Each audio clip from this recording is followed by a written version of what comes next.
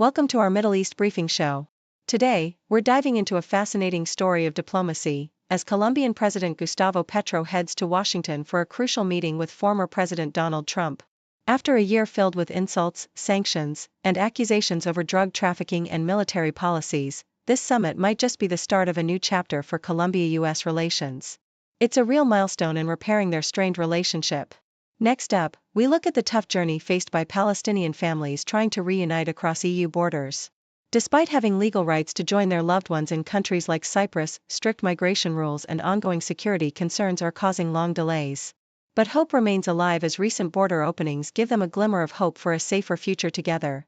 And finally, a looming water crisis in Central Asia threatens the stability of the region. Melting glaciers and unpredictable river flows are putting agriculture, energy, and trade routes at risk. Countries are stepping up with investments in regional cooperation and climate resilience, aiming to turn this water stress into a chance for diplomacy and sustainable development. Please stay tuned for more detailed insights on these stories.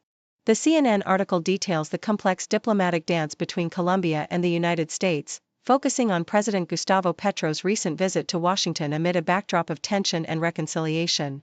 After a tumultuous year marked by insults, threats, and sanctions, where Petro was accused of drug trafficking and labeled a thug by Trump, the two leaders are now seeking to reset their relationship. Petro's arrival, on a special visa after previous restrictions, signifies a desire to strengthen cooperation, especially in combating drug trafficking and addressing U.S. sanctions.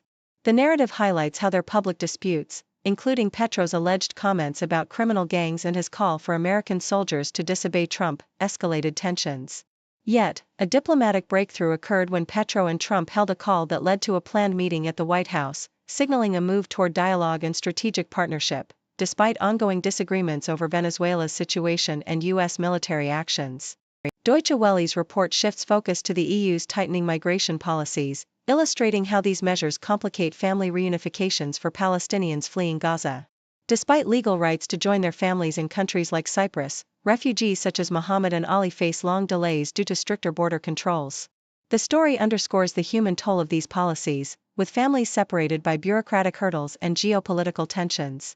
The narrative emphasizes the broader implications of EU migration restrictions, revealing how they hinder the hopes of those seeking safety and unity, even when legal pathways exist. This situation exemplifies the ongoing challenge of balancing border security with humanitarian needs, especially in conflict zones like Gaza, where safety and family bonds remain precariously intertwined. South China Morning Post's article explores the critical issue of water insecurity in Central Asia, emphasizing its far-reaching geopolitical and economic consequences. The region's rapidly melting glaciers and unpredictable river flows threaten global food supplies, energy systems, and regional stability. As climate change accelerates, countries like Kazakhstan are pioneering efforts to improve water management through regional agreements and proposals for an international water organization under the UN. The piece highlights the importance of regional cooperation, advanced forecasting, and climate adaptation strategies, including China's role in transboundary water management and Europe's investments in sustainable infrastructure.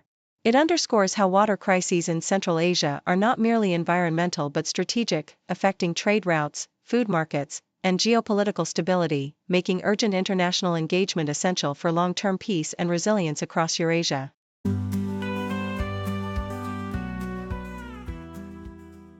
The Independent reports that a new study by the Barcelona Institute for Global Health warns of nearly 23 million additional deaths worldwide by 2030 due to significant cuts in overseas aid by countries like the U.S. and UK. These aid reductions, affecting 93 countries including many in sub-Saharan Africa, Asia, and Latin America, threaten vital health and development programs, leading to increased child mortality, HIV/AIDS deaths, and setbacks in combating malaria and nutritional deficiencies.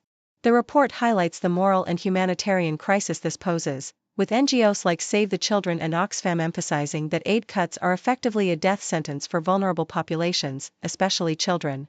The recent decline in aid, exacerbated by the U.S. closure of USAID under Trump and further reductions by European nations, risks undoing decades of progress in global health and climate resilience.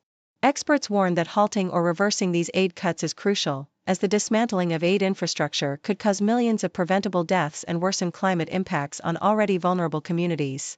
The stark reality is that aid is not just a financial decision but a moral imperative, with ongoing stories of communities losing access to clean water, healthcare, and climate adaptation tools, emphasizing the urgent need for a re-evaluation of global aid strategies to prevent a humanitarian catastrophe.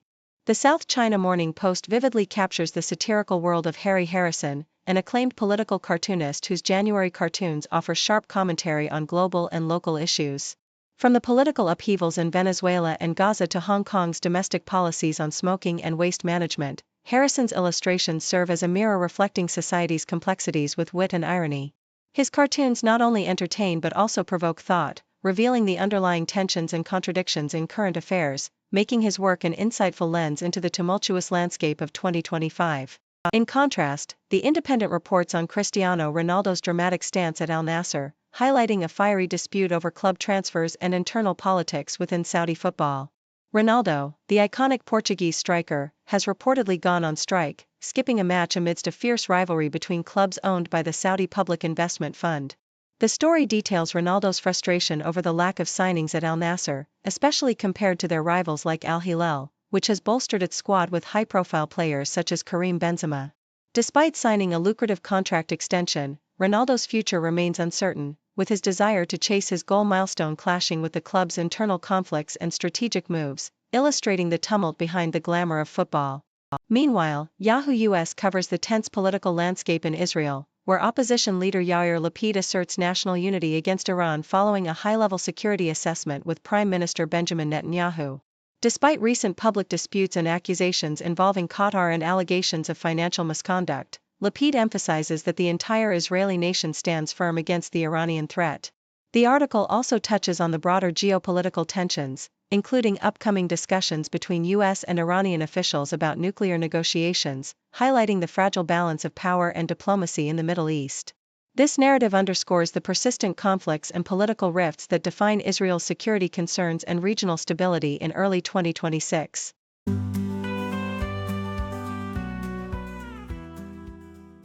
According to Yahoo!-US, Israeli Prime Minister Benjamin Netanyahu expressed grave concerns about the deterioration of democracy in Israel during a ceremonial Knesset session commemorating the 60th anniversary of its building.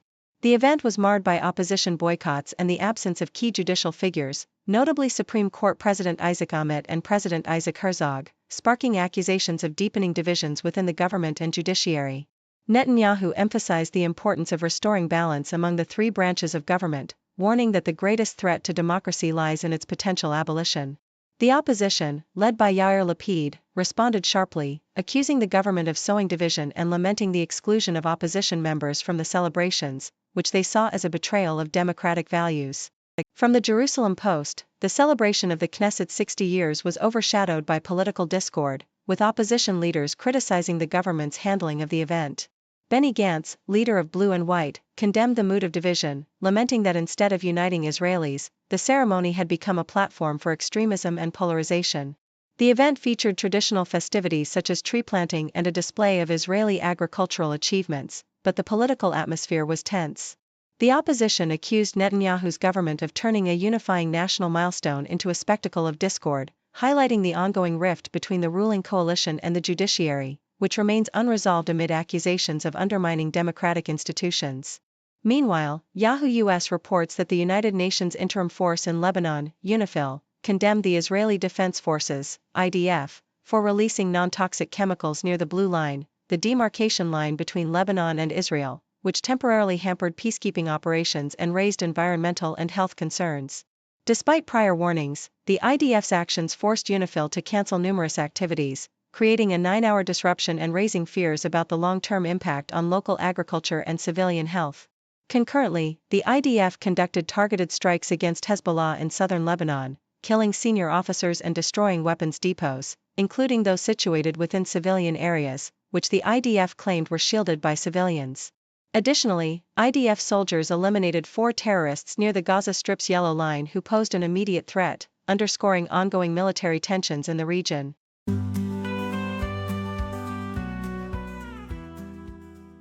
Thank you for tuning in. The content above showcases the latest briefing reports and analytical synopses, thoughtfully curated by the 6Do team. These insights stem from a wide array of reputable media outlets, think tanks, government sources, and specialized experts worldwide. We encourage you to explore these sources for a comprehensive perspective. Keep in mind that while the content may not always align with the official standpoint of 6 brief, it's not meant to be taken as absolute directives for decision-making. Comprising seasoned media professionals, learned scholars, and accomplished scientists, the 6 team embodies a trailblazing, fully independent media entity. To customize 6 brief to meet your professional needs, you have the option to subscribe to a diverse array of briefings on our website, 6dubrief.com. Regardless of your location, you can conveniently receive 6 brief via email.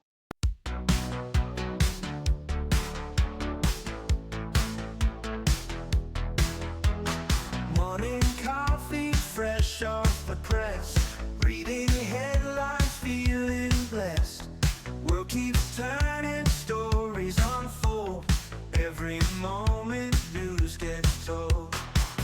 Flipping channels, clicking tabs. Feeding my mind's hunger grabs. Facts and figures, images bright. News keeps rolling day and night. Headlines and headlines, can't get enough. Learning about the world, yeah, it's my stuff. Headlines and headlines, stories unfold. Knowledge is power, truth to behold. Politics, science, sports, and art. Every story plays its part. Global voices, voices near. Every headline loud and clear. Need the latest, got to know. Never stopping, always go. Scrolling, swiping, reading on. Daylight breaks in the dawn. Headlines and headlines, can't get enough. Learning about the world, yeah, it's my stuff. Headlines and headlines, stories unfold. Knowledge is power, truth to behold.